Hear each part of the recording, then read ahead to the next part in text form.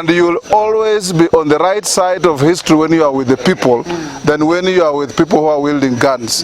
We have seen a very, very ugly incident today, being tear gassed as we are driving around just waving at our supporters to tell them that all is well. At Kamkuywa, people were injured, women lost their wares on the market. Kimilili, the same thing.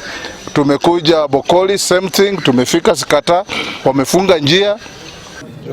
As the woman rep of Bungoma, I'm really disappointed, and I want to warn our brothers, the policemen. Let them know how to use that tear gas correctly. You don't use it on the innocent people.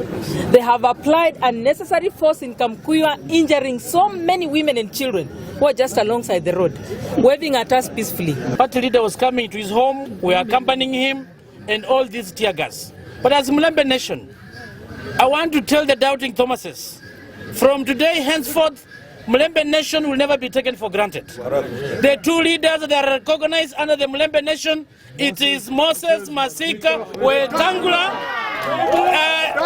and Musalia Mudavadi. The other generic leaders will not go anywhere. They should not be beating around the bush while we know the truth, that the truth is that they are looking for something else different from empowering economically the people of Western region. Wale vibaraka ambao wanatumiwa na wapinga maendeleo ambao wanapewa pesa 8 kujaribu kuvuruku vyama vyetu, chama cha Ford Kenya, chama cha ANC na vyama vingine, tunawaambia wataangukia patupu.